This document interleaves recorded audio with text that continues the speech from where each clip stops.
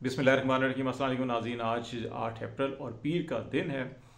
इमरान खान और उनके मुखालफिन के दरमियान जारी जो आसाबी जंग है पिछले 2 साल से, उसमें आलमोस्ट इमरान खान उस जंग को मुकम्मल तौर के ऊपर जीत चुके हैं, उसमें कामयाबी हासिल कर चुके हैं और उनके मुखालफिन इस आसाबी जंग के अंदर जो है वो नाकाम दिखाई दे रहे हैं। अब इसका जो सेकंड फेज़ है, इसके अंदर जो है कि अब ये कहा जा रहा है कि बाज़ बड़े अहम बड़े ओहदों के ऊपर छोटी और झूठी अना वाले कुछ लोग बैठे हुए हैं, जो अपनी उस अना की तस्कीन के लिए इस आखिरी जो फाइनल राउंड ईद के बाद शुरू होना है उसमें वो अपनी अना की तस्कीन चाहते हैं और उसके लिए कुछ इफ़ एंड बट्स और कुछ गिव एंड टेक की बात की जा रही है, ताकि मामलात को कुछ ऐसी नेश की तरफ ले जाया जाए कि पाकिस्तान ये सियासी बहरान से, माशी बहरान से निकल सके और सब मिलकर कुछ आगे चल सके। तो ये कुछ डिटेल आज हम आपसे शेयर करेंगे। जहाँ तक इस असाबी जंग के अगर मामलात को आप देखें तो ये मामला उस वक्त शुरू हुआ कि जब सबसे पहले जनरल बाजवा ने और इमरान खान ने खुद ये कहा कि एक गुफ्तगू के अंदर उन्होंने कहा जी कि यहाँ पे बहुत से लोगों की वीडियोस होती हैं, बहुत से स्कैंडल्स होते हैं, आपके अपने कुछ लोग आपके साथ नहीं हैं। तो उसी गुफ्तगू के अंदर जनरल बाजवा ने इमरान खान को ये भी कहा था कि आप भी प्ले बॉय रहे हैं। तो ये बेसिकली इनडायरेक्टली उनको ये एक थ्रेट दिया गया था, या ये उनको एक ब्लैकमेलिंग टैक्टिस जो होते हैं वो थे कि जिसमें ये कहा गया कि आपकी शायद कुछ वीडियोस होंगी इससे सियासत में आने से पहले, जब आप क्रिकेटर थे और उस वक्त बहुत सी इनकी दास्तानें छपती थी यूरोपियन मीडिया में भी और मीडिया में भी, तो उस रेफरेंस में ये कहा कि आप प्ले बॉय थे। तो ये वहाँ से ये स्टार्ट हुआ मामला कि इमरान खान को कंप्रोमाइज़ किया जाए, ब्लैकमेल किया जाए और कुछ अपनी शराइत के ऊपर उनको तैयार किया जाए। लेकिन वहाँ से ये मामला नहीं बना और फिर ये आगे चलता हुआ, जब रजीम चेंज हुआ, हुकूमत ख़त्म हुई तो उसके बाद फिर इमरान खान के ख़िलाफ़ मुख्तलिफ मुकदमात बनाए गए। सबसे पहले उनकी पार्टी के अंदर मुनरिफ लोग पैदा किए गए, उनकी पार्टी को कमज़ोर किया गया। ये तासुर दिया गया कि जैसे हमेशा होता है कि सियासी जमातें कुछ नहीं रहती हैं अगर इस्टेब्लिशमेंट की सपोर्ट ना हो, उनके लोग छोड़ गए लेकिन अवाम उनके साथ खड़ी हो गई। उसके बाद फिर क्या हुआ? उसके बाद ये हुआ इमरान खान की किरदार कुशी शुरू हुई और इसमें रेहाम खान की किताब को ले लें आप, इसमें जो है कि पुराने सीता वाइट के मामला और वही जो प्ले बॉय की बात की थी जनरल बाजवा ने, उसको लिया गया और फिर इसमें इमरान खान की जो शादी थी उसको भी उछाला गया और फिर जो अल्टीमेटली बाद में जो इद्दत में निकाह का केस में उसको कन्वर्ट किया गया। और फिर इन इल्ज़ामात के साथ साथ एक ऑडियो वीडियोस के जो है कि वो सिलसिला भी शुरू हुआ और इसमें एक तरफ जो है कि वो इमरान खान की कुछ ऑडियोस लीक की गई जिनमें साइफर केस के हवाले से भी और कुछ अपनी मीटिंग्स के हवाले से थी। तो उनको ये इनडायरेक्टली मैसेज दिया गया कि आपकी बहुत सी ऑडियोज हो सकती हैं, मीडिया के ऊपर बहुत सी ऐसी बातें की गई जी कि आपकी वीडियोज़ हैं वो पब्लिक में आ सकती हैं। और इसमें जो पहला स्टेप था वो आज़म सफ़ाती को जो वीडियो भेजी गई उसका था कि बेसिकली कि आप कि इनको भेजी जा रही है तो आपके भी ये मामला चल सकते हैं। लेकिन इमरान खान जो है कि वो डटे रहे, नहीं टूटे, पीछे नहीं हुए। फिर उनके खिलाफ मुकदमात का सिलसिला शुरू हुआ जो तकरीबन 150 से 200 मुकदमात जो है उनके खिलाफ कायम किए गए और इन मुकदमात में चोरी से लेकर जो है कि मुल्क दुश्मनी, गद्दारी, बगावत, दहशत गर्दी, मतलब कौन सा ऐसा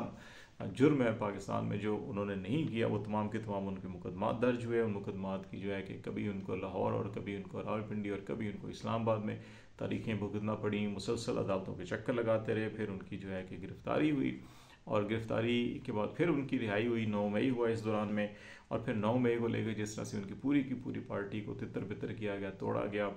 उनके अपने बहुत करीबी लोगों ने प्रेस कॉन्फ्रेंस की, कुछ ने उनके खिलाफ बहुत खुल के बोले, कुछ जो है कि नहीं बोले, सिर्फ सियासत से अलग हुए। ये सारा सिलसिला चलता रहा पूरा 1 साल और इसी में जो है कि फिर जब इलेक्शन सर के ऊपर आए तो फिर क्या हुआ कि फिर उनको 1 हफ्ते के अंदर अंदर 3 सज़ाएँ दे दी गई। वो 3 सज़ाएँ हो गई। अब उन सज़ाओं के अंदर भी इखलाकी सज़ा जराइम भी थे जिसमें अंदर उनको इद्दत के निकाह के हवाले से बात की गई, शरई इसमें मामला डाला गया ताकि एक मज़हब कार्ड इस्तेमाल किया जा सके। फिर इसके अंदर घड़ी को फ़रोख्त करना और घड़ी चोरी का जो है कि वो एक मुकदमा बनाने की कोशिश की गई और उसके अंदर सज़ा दी गई और फिर इसमें एक मुल्क की सलामती और साइफर केस जो उसको जोड़ा गया। तो इसमें भी वो तमाम कैटेगरीज इसके अंदर रखी गई जो किसी भी मुल्क के अंदर किसी भी शहरियों के लिए जो है कि एक संगीन जराइम हो सकते हैं, वो सारी कैटेगरीज रख के सजाई दी गई। लेकिन आवाम ने 8 फरवरी को फिर भी इमरान खान को वोट दिया। बल्कि इलेक्शन से पहले जो है कि फिर जब ये देखा गया कि नहीं अभी भी उनकी पॉपुलरिटी ख़राब नहीं हुई है, तमाम सर्वे जो है कि अपनी जगह कायम है, फिर इंतखाबी निशान पर उनसे बल्ला लिया गया। बल्ले के बाद उनके उम्मीदवारों के कागजात नामजदगी छीने गए, उनके उम्मीदवारों को अगवा किया गया, उम्मीदवारों को जेलों के अंदर बंद किया गया और अभी भी बहुत से लोग जो हैं वो जेलों के अंदर हैं। पोलिंग एजेंट्स को बैठने नहीं दिया गया, फिर इलेक्शन हो गए, इलेक्शन वाले दिन इलेक्शन नताइज जब आना शुरू हो गए तो फॉर्म 40 ने पूरा 45 ने पूरा का पूरा नक्शा बदल दिया। फिर फॉर्म 45 रोके गए, फिर नए फॉर्म 45 और 47 जो जारी किए गए, और इस तरह से ये नताइज छीने गए। फिर मामला यहाँ भी ख़त्म नहीं हुआ कि उसके बाद भी तहरीक इंसाफ इमरान खान की जमात जो है वो पाकिस्तान में नंबर 1 पार्टी थी। फिर उसकी खुसूसी नशिस्तें उनसे छीनी गई, और फिर अब सेनेट का इलेक्शन आया तो उसमें भी खैबर पख्तूनख्वा के अंदर जो रिज़र्व सीट जिनकी अक्सरियत कम थी उनको ज़्यादा नशिस्तें दी गई। और फिर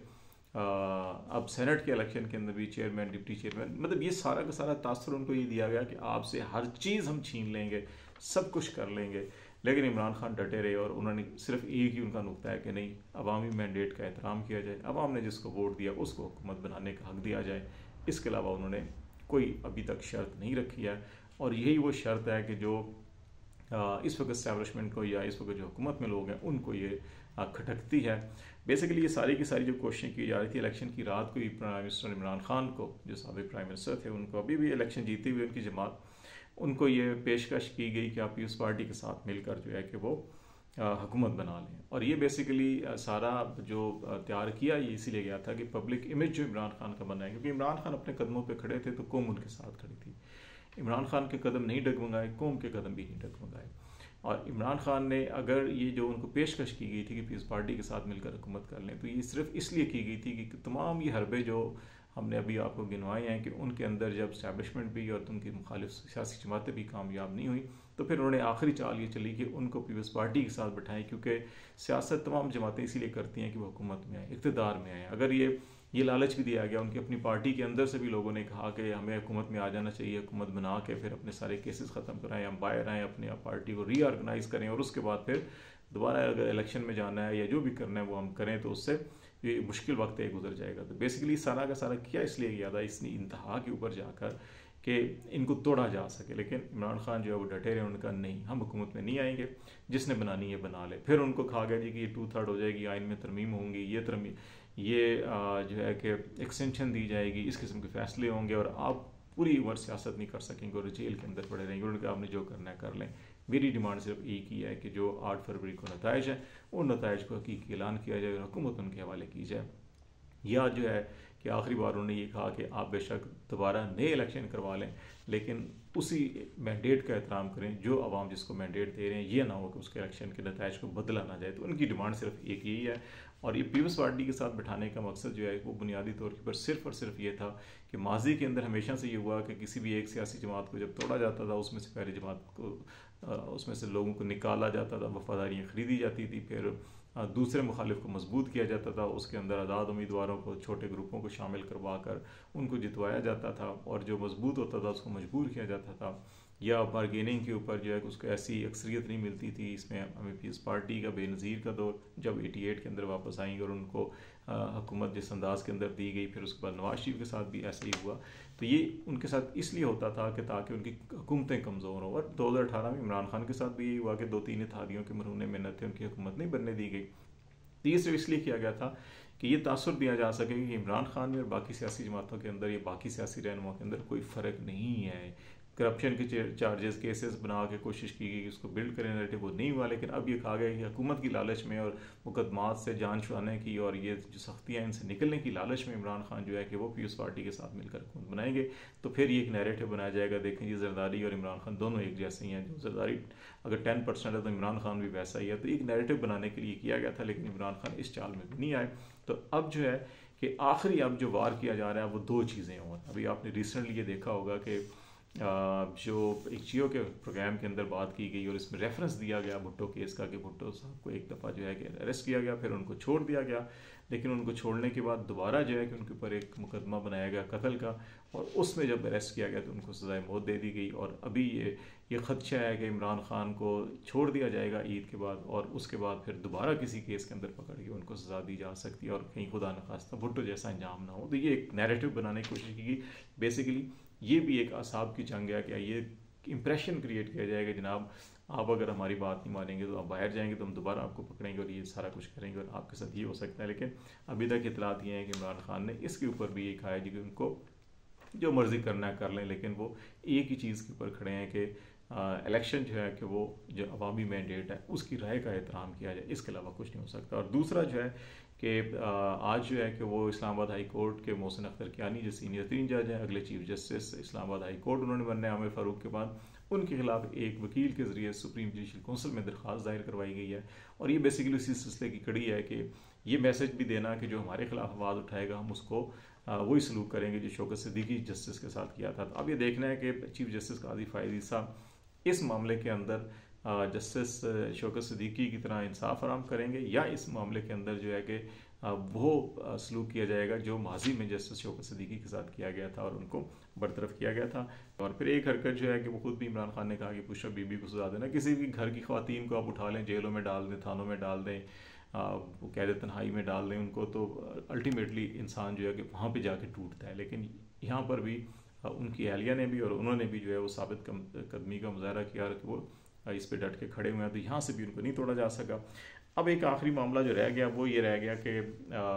जो हमने कहा कि बड़े बड़े मनसब के ऊपर छोटी छोटी अनाएँ हैं कि चीज़ें जो है कि हाथी निकल गया उसकी दुम फंस गई है। कि इसके बाद अब होना क्या है? अब ईद के बाद जो है कि हाई कोर्ट के अंदर और इद्दत के निकाह के हवाले से तो कल सुबह ही जो है कि वो हेयरिंग है और इसमें गालिब इम्कान ये एक सज़ा मुअत्तल हो जाएगी या फिर जो है कि सज़ा की